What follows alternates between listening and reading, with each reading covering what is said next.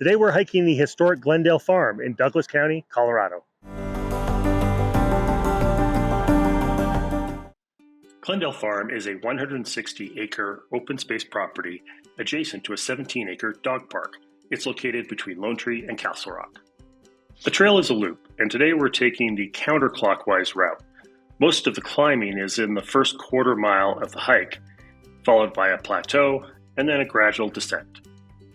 As we gain in elevation, we hike through sections of scrub oak, which is a great place to spot mule deer and other animals. The scrub oak provides protection and shelter as well as food for the animals in the area.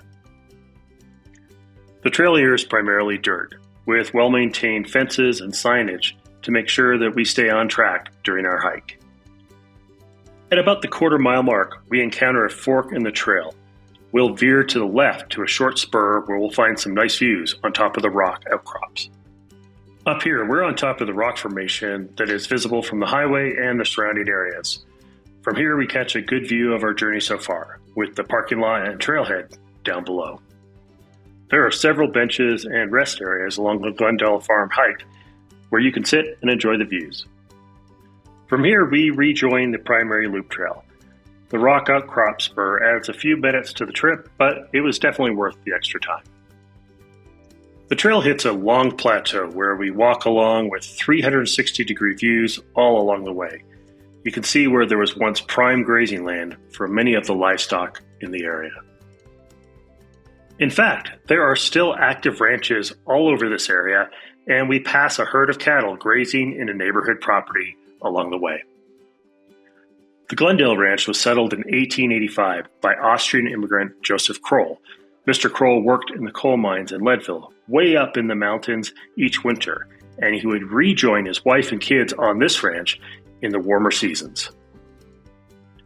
After spending time on the wide open meadow, we venture back into the scrub oak where the trail twists and turns toward the southwest.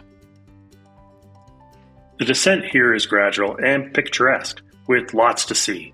We didn't see any wildlife today, but you can often see deer, pronghorn, elk, as well as coyotes, bobcats, and of course snakes in the summer, which you'll want to avoid. The trail heads back north toward the trailhead. We follow a creek bed with denser vegetation. We're relatively close to I-25 here, but it's remarkably quiet here in this hollow.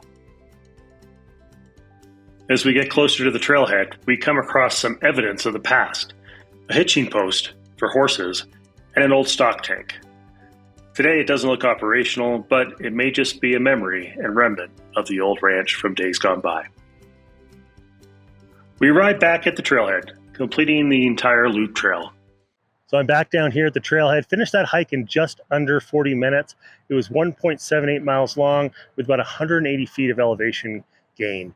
This trail is really well maintained. It's a dirt trail. It's sunny and bright out here pretty much 12 months of the year. So you can hike this thing any month you want. I would say no steps, no rocks to navigate over. On the scale, this climb I'd rate as easy. Great for horses, great for dogs, great for kids. So come out here and enjoy it. This was a morning hike, so a coffee and a snack sounded really good.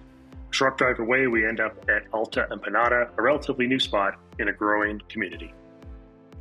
Alta Empanada is a locally owned spot that specializes in coffee, empanadas, and baked goods, many from authentic Argentinian recipes.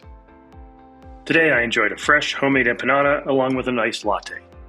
Here's to another great hike, and I look forward to seeing you next time.